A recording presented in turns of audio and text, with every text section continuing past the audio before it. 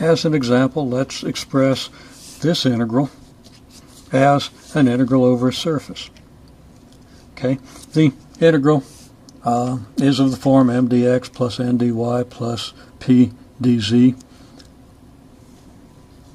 We're going to express this as an integral over a surface whose boundary is parameterized as follows. X of t equals cosine t, y of t equals sine t, z of t equals negative cosine t, and you might not be able to see it, but t goes from 0 to 2 pi.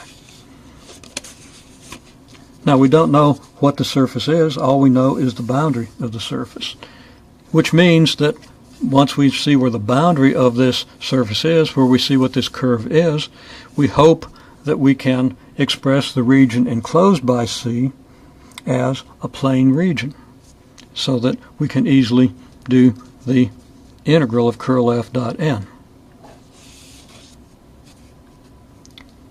Let's start by just looking at the x and y components. X equals cosine t, y equals sine t. That's nothing but the circle of radius 1 in the xy plane taken in the counterclockwise positive direction, so that we have the footprint of this curve. Every point of the curve has to lie above or below this circle. Now let's see what we can say about our z of t. This might turn out to be a helix. It might turn out to be just about anything. But let's see now. Z of t equals negative cosine t. So let's just, there's something we could see at this point, but let's pretend we don't, and let's just ask ourselves, what are some of the points on this curve? Okay, well, if t equals 0, then z is negative 1. Now, t equals 0 at this point on our curve. Cosine of 0 is 1, sine of 0 is 0, so the point 1, 0. And the z-coordinate is negative 1, which means that the point on our boundary curve is going to be down here, 1 unit below the xy plane, directly below this point.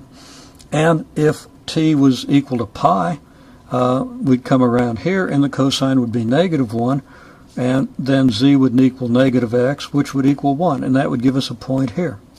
And when t equals pi over 2 or 3 pi over 2, when we encounter the points where the circle in the plane intersects the y-axis, that's going to be at t equals pi over 2 or 3 pi over 2, and our z-coordinate is going to be the negative of cosine of pi over 2 or 3 pi over 2. It's going to be 0. So we have this point, this point, this point, this point. Now, how do we move from here to here? We could go from this point to this point along a straight line, but we know that's probably not going to work because the straight line is not going to stay below this circular curve.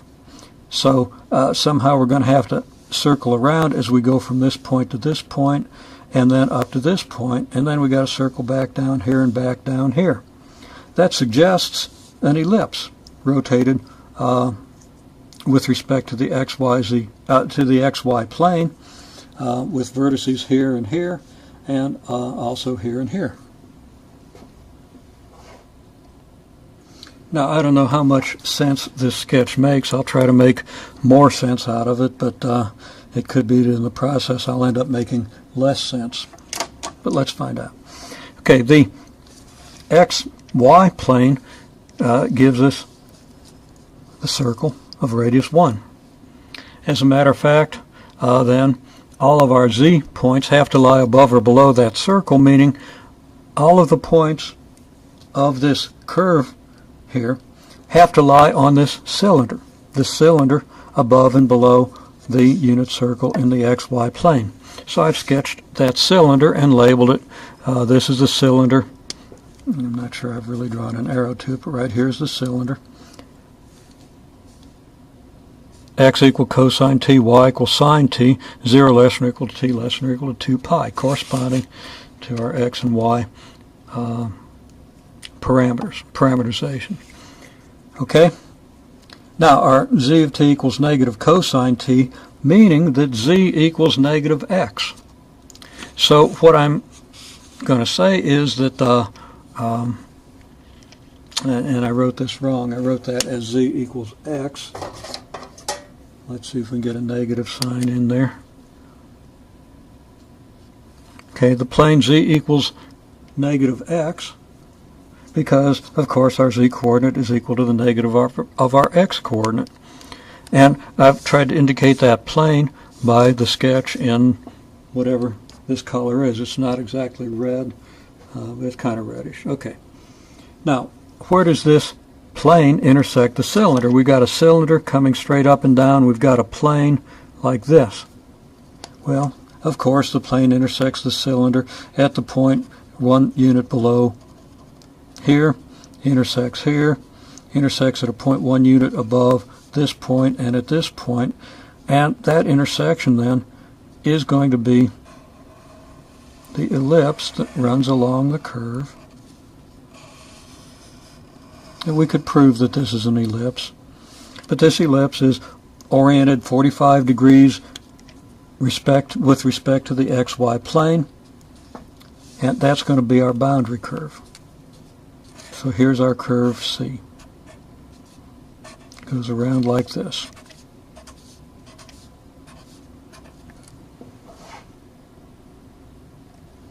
Now, we didn't really have to sketch that, and we didn't really prove anything by the sketch, but it gives us a good way of visualizing, hopefully a good way of visualizing the curve.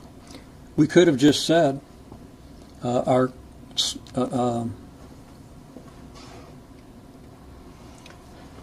surface at any point within any point above or below this circle, we define the surface so that this circle can be defined by the inequalities 1 less than or equal to x less than or equal to 1, negative square root of 1 minus x squared less than or equal to y less than or equal to the square root of 1 minus x squared, and z equals x. Although z doesn't equal x, it equals negative x.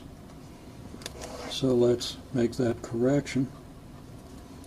And then it follows that our normal vector is, I said negative I plus k over the square root of 2, and it's actually going to be I plus k over the square root of 2.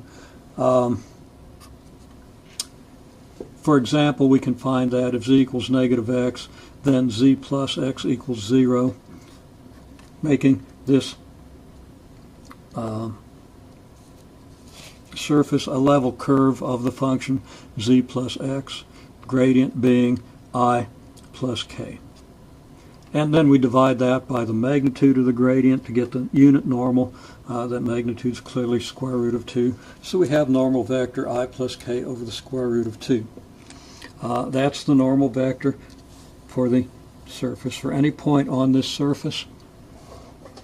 And let me kind of shade this picture, wrong color.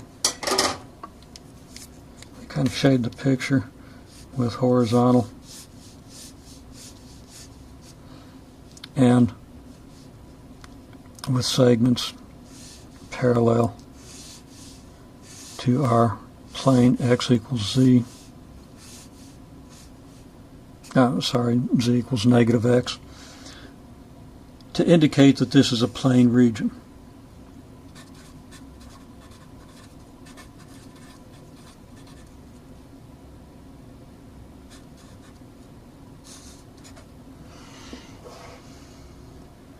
Now, to be more clear, I should have stated this earlier, that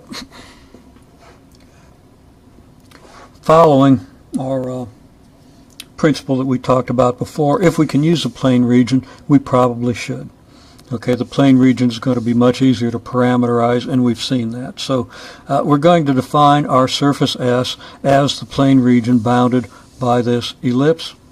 And this is the description of the region. This is the normal vector of that region. Now, our function f, we can read off of this. Remember that our function is just mi plus nj plus pk, where m is the coefficient of dx, n is the coefficient of dy, and p the coefficient of dz. So our f function is this. So that this integral with this curve give us all of this. The curve is this ellipse, so we take the surface